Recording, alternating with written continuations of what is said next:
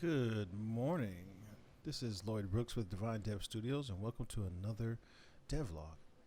In this DevLog, we're here just going through some of the assets again. This is actually one of the very few assets that I did not make that I got from out of Unreal, and we're just cleaning up the UVs, deleting them actually, because we're about to make some new ones. So, exported it out of. Exported it out of Unreal, and we're just going through and making new UVs, so that way we can get better texture seams. Create our own materials to go on them, tiling materials, just make life easier in general for us, right?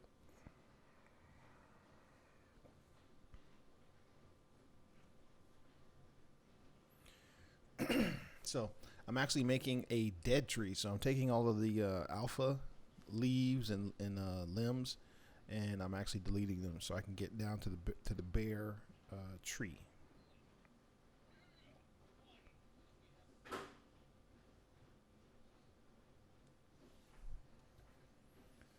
So far the development of the game's been going really well. Pretty smooth, and we have a lot of community support from Twitch, and trying to break out here on YouTube as well. Definitely making an RPG game is a challenge. It's not the easiest thing to do, but my advice to anyone would be to just definitely have a schedule, stick to it.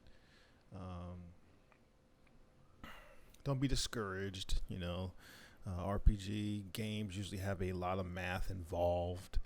Um, Here I'm back in Unreal, showing my Twitch chat, some material setups and things like that, so I do a lot of jumping back and forth. It's pretty good. I don't mind helping the community. The Twitch community has helped me out quite a bit and everything like that.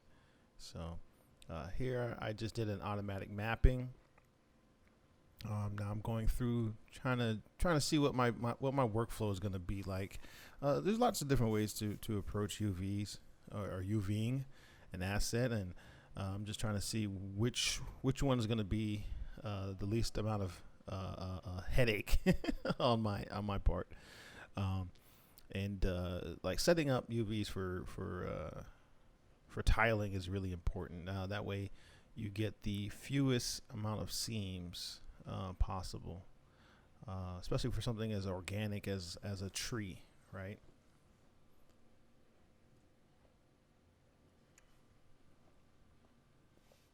It's a little harder for the simple fact that we exported this asset from the engine, so it's going to come in with already triangulated.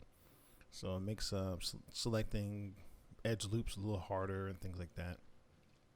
So most I think what I've decided to do after this particular stream is possibly go in, maybe retopo this, or even go into take it into ZBrush, subdivided it a couple times, and then make some edits, and then go back and retopologize it myself.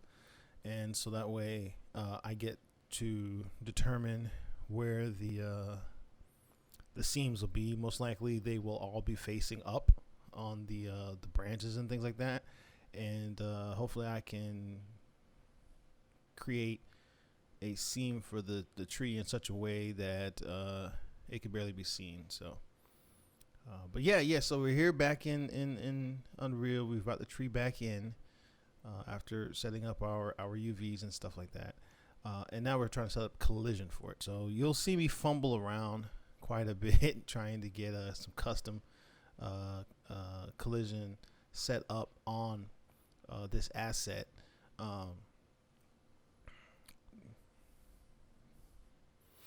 At this point, it was one of my few times I've really messed with collision. A lot of times I've just done complex as simple, which that basically takes every face on your asset as an actual collision, and so that's obviously a lot more expensive than doing what I'm doing now.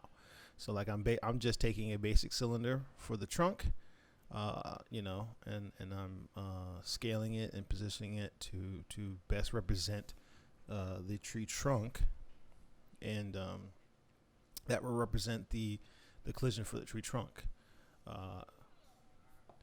Now in a couple seconds or a minute or so, you'll see me try to represent the rest of the tree top with a bigger cylinder.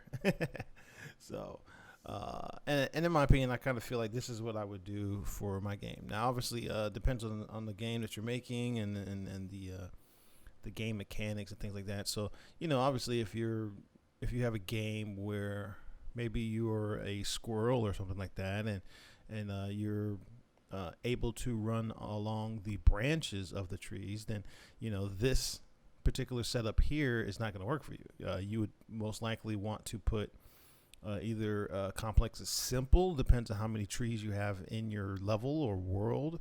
If you have like 100 trees, you might want to set up your own custom collisions on certain branches or whatever the case be. But maybe if you have each level might consist of maybe 15 trees, you might it might be better for you to just do a complex as simple, so that way whatever your face count, try count is per tree, essentially that will be your collision count as well.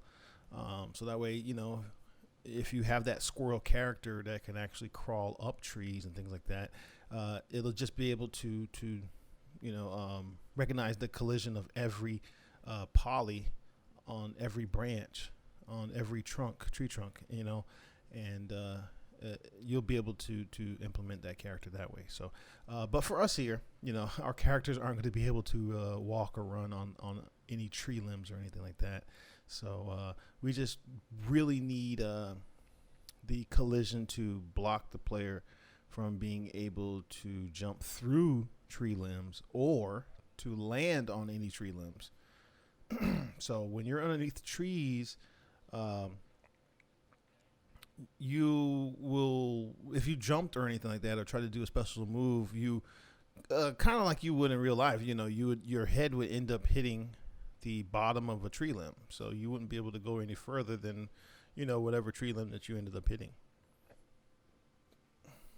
So as you can see, I'm thinking really hard about the hierarchy to which I'm setting things up in Maya, because that kind of determines how the collision is going to look in Unreal. So if I set it up in a certain way, as you can see, it merges the two collisions in Unreal. So you kind of get this whole cone looking collision, and that's not really what I wanted. What I wanted was more like a larger cylinder stacked upon a slimmer cylinder, and I eventually ended up with exactly that. So I'm here testing it out. I don't really have any special moves yet that take me quite a ways in the air yet, but definitely testing out the collision around the tree trunk. So things have been going really, really, really smooth so far with development and up to this point. And we're just here going through making sure, checking what else needs to be done for that day. Everything, like I said before, was going smooth in that stream. So here we're just going through, making sure everything's all right. All right, and that's going to be the end of our devlog today. Thank you for watching it, and if you enjoyed what you've seen and have enjoyed previous videos, please hit the subscribe button, click the like and the notification, so that way you will be notified when we release future videos. You can come and check us out also on twitch.tv, Divine Dev Studios. The link should be in the description as well. And we will see you on the next one. Have a great one, everybody.